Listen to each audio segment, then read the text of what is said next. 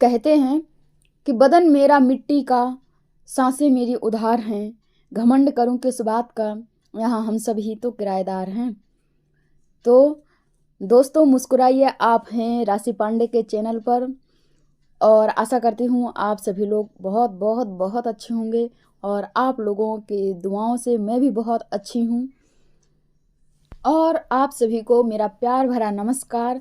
और ये हो रहा है मॉर्निंग का टाइम और जैसे चल रही है ये दैनिक दिनचर्या, तो जैसे हम लोग डेली मिलते हैं एक मोटिवेशनल स्टोरी के साथ, तो आज भी मिलते हैं। आइए चलते हैं एक शिक्षाप्रद कहानी की तरफ।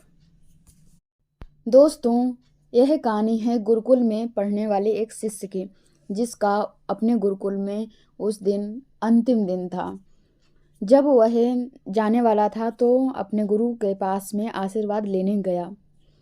जब वह गुरु जी के पास पहुंचा उनको प्रणाम करने, तब गुरु जी ने उसे बदले में एक दर्पण भेंट किया और कहा कि यह एक ऐसा दर्पण है जो सामने वाले का मन की बात, सामने वाले के जितने भाव होते हैं उनके मन की बात आपको बता देता है। शिष्य तो बड़ा खुश हुआ, उसे तो एक तिलिस्मी ही दर्पण मिल गया, मतलब जादू वाला दर्पण। तो वह खुश हो गया और उसने कहा पहले किसी पर क्यों ट्राई करें, तो पहले गुरु जी के ही देख लेते हैं, इनके मन में क्या भाव हैं और क्या इनके मन में चल रहा है। उसने वह दर्पण जैसे ही गुरु जी के तरफ घुमाया तो गुरु जी के अंदर ईर्ष्या, द्वेष, अहंकार सब कुछ उसको नजर आया। परंतु यह दर्पण गुरु जी ने ही शिष्य को दिया था और वह शिष्य भी था, इसलिए वह कुछ भी ना बोलकर गुरु को प्रणाम करके चल दिया। चलते चलते वह सोच रहा था कि यह कैसे गुरु हैं, इनको मैंने अपना आदर्श माना, इनके अंदर इतने सारे अवगुण, इन्होंने अपनी ही कमियों को दूर नहीं किया। अब उसका ना भरोसा टूट रहा था धीरे धीरे। रास्ते में उसे अपना एक पुराना दोस्त मिल गया, तो उसने सोचा क्यों ना दोस्त की भी परीक्षा ली जाए। और उसने अपने दोस्त से कहा, भाई ये देखिए मैं एक दर्पण लेकर आया हूँ, कितना अच्छा है, इस दर्पण में अपना चेहरा देखो। और जैसे ही वह दर्पण अपने दोस्त की तरफ करता है तो उसके भी मन के सारे भाव पढ़ लेता है, उसमें भी उसे ढेर सारी कमियां नज़र आने लगती हैं। अब दोस्त पर से भी उसे भरोसा उठ गया।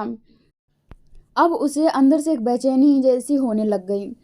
आगे चलता है, थोड़ी दूर पर उसे अपना एक अपने करीबी रिश्तेदार दिखाई देते हैं और वह सोचता है कि अच्छा इनके अंदर देखें, हो सकता है किसी के अंदर ना दिखाई दें। तो उसने अपने करीबी रिश्तेदार से कहा कि ये देखिए मैं कितना अच्छा ये दर्पण लेकर आया हूँ और आप इसमें अपना चेहरा देखिए।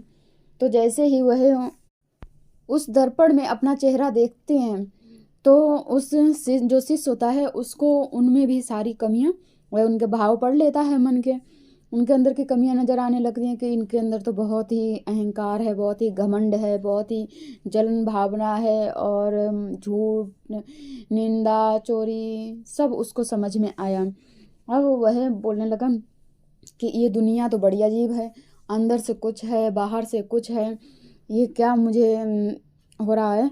और अब उसका धीरे धीरे इस संसार से भरोसा उठने लग गया था। गुरु तो गुरु ही होते हैं।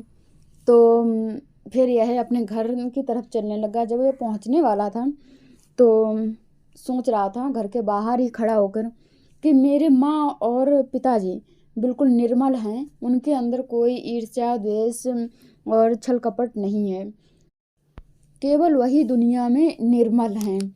तो वह जैसे ही घर में प्रवेश करता है और सबसे पहले अपने पिता को देखना चाहता है, तो वह अपने पिताजी से कहता है कि देखिए पिताजी, मैं यह कितना अच्छा दर्पण लेकर आया हूँ, आप इसमें अपना चेहरा देखिए।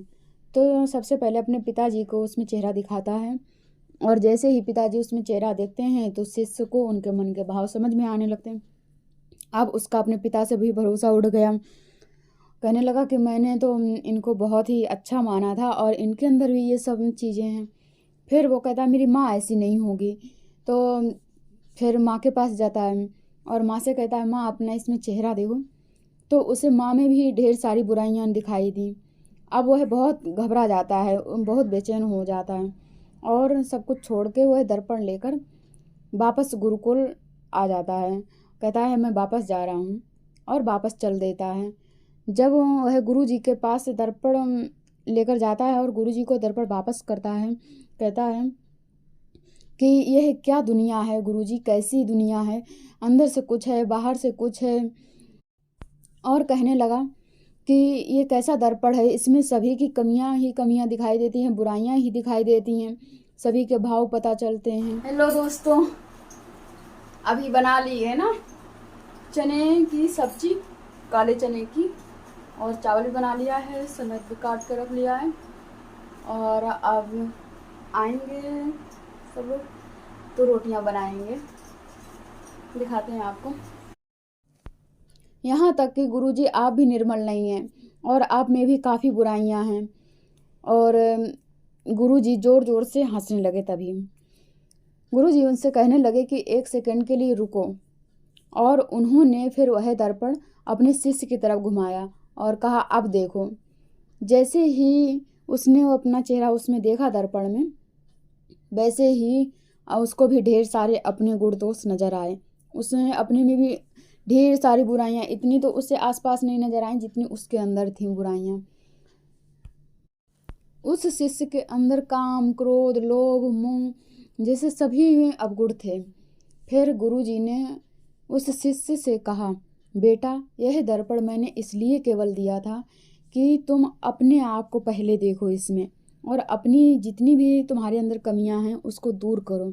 लेकिन तुमने ऐसा करने के बजाय पूरे संसार में तुमने ये दर्पण को घुमाया और सभी की कमियां देखी। इसीलिए तो कहते हैं कभी नहीं बुराई औरों में निकालो, पहले तो तुम अपने आप को संभालो। पहले हम लोग अपने आप को नहीं देखते हैं और दूसरों में ये कमी वो कमी ऐसा करते रहते हैं।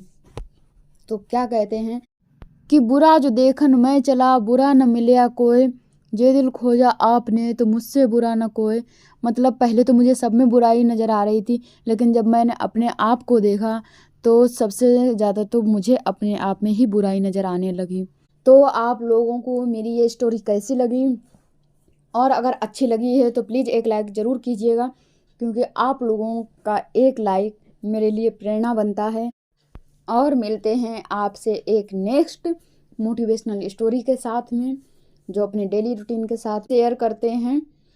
तो तब तक के लिए बाय बाय। और दोस्तों, ये हो रहा था शाम का समय और पतिदेव ने अपने हाथों से बीट रूट की बड़ी ही प्यारी सी सब्जी बनाई थी, तो मैंने सोचा आप लोगों के साथ शेयर करूं। और बीट रूट की सब्जी कौन कौन पसंद करता है, मेरे यहाँ तो ज़्यादातर बनती रहती है।